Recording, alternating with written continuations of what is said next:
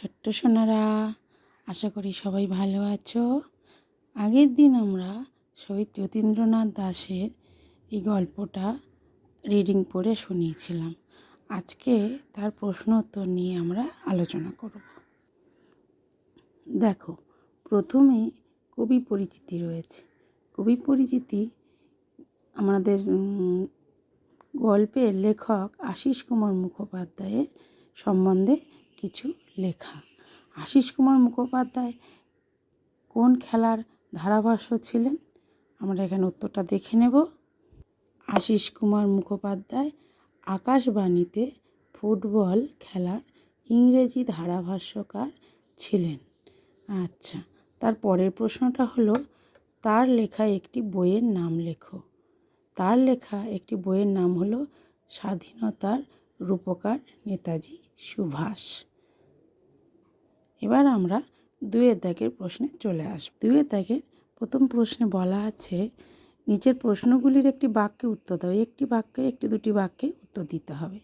প্রথম প্রশ্নে বলা আছে, যতীন দাস কোথায় জন্মগ্রহণ করেছিলেন? তার পরের প্রশ্নে বলা আছে, যতীন দাসের পিতার নাম কি ছিল? তারপরের প্রশ্নে বলা আছে, যতীন দাসের পিতা কোথায় চাকরি করতেন?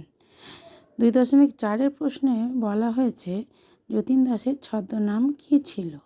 2.5 হিন্দু নওজোয়ান সভা কে প্রতিষ্ঠা করেন? 2.6 মি প্যাট্রি কে ছিলেন? 2.7 লাহোর ষড়যন্ত্র মামলার আসামিদের কোন জেলে বদলি করা হয়? 2.8 কারা যতীনের জামিনের প্রস্তাব ঘৃণা ভরে অগ্রাহ্য করেন? এই প্রশ্নগুলির উত্তর আমরা আলোচনা করব। আচ্ছা, 2.1 যতীন দাস কোথায় জন্মগ্রহণ করেছিলেন? যতীন দাস জন্মগ্রহণ করেছিলেন উত্তর কলকাতার শিকদার বাগান অঞ্চলে মামার বাড়িতে। তারপরের প্রশ্ন, যতীন দাসের পিতার নাম কি ছিল? যতীন দাসের পিতার নাম ছিল বঙ্কিম বিহারী দাস। 2.3 প্রশ্ন হলো, যতীন দাসের পিতা কোথায় চাকরি করতেন? যতীন দাসের পিতা মিউনিসিপ্যাল কর্পোরেশনের স্থায়ী পদে চাকরি করতেন। 2.4 যতীন দাসের ছদ্মনাম কী ছিল? যতীন দাসের ছদ্মনাম প্রথম দিকে ছিল রবিন, পরে ছদ্মনাম হয় কালীবাবু। 2.5 হিন্দু নওজোয়ান সভা কে প্রতিষ্ঠা করেন? হিন্দু নওজোয়ান সভা প্রতিষ্ঠা করেন ভগৎ সিং। এবার আমরা নিচের বিশেষ্য পদগুলিকে বিশেষণ ও বিশেষণগুলিকে বিশেষ্যে রূপান্তরিত করে দেখাবো। কী কী আছে আমরা দেখে নিই। অংশ, উত্তীর্ণ, ঐতিহাসিক, আক্রান্ত, জীবন, ভোজন, পিতা, সন্দেহ, জাতীয়, মেয়াদ।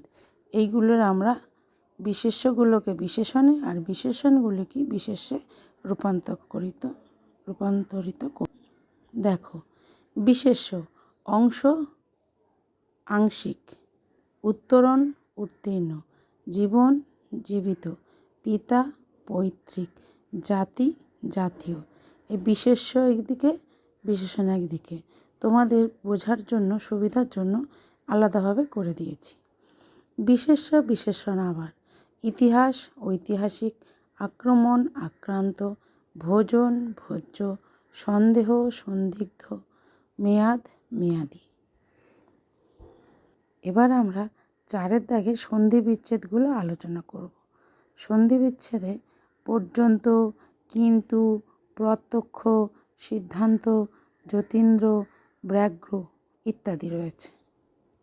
দেখি, পর্যন্ত পরি যোগ অন্ত, কিন্তু কিম যোগ তু, প্রত্যক্ষ প্রতি যোগ অক্ষ, সিদ্ধান্ত সিদ্ধ যোগ অন্ত, যতীন্দ্র জ্যোতি যোগ ইন্দ্র, ব্যাঘ্র বি যোগ অগ্র। 5 দাগে নিচে কতগুলি শব্দ দেওয়া হলো, শব্দগুলির সঙ্গে উপসর্গ যুক্ত করে নতুন শব্দ তৈরি করতে বলা হয়েছে। দেখি শব্দগুলো কি কি। জীবন, শেষ, বেশ, পথ, ঠিক, দারুণ, উপায়, জ্ঞান, করণীয় এই শব্দগুলির সঙ্গে উপসর্গ যুক্ত করে নতুন শব্দ তৈরি করতে হবে।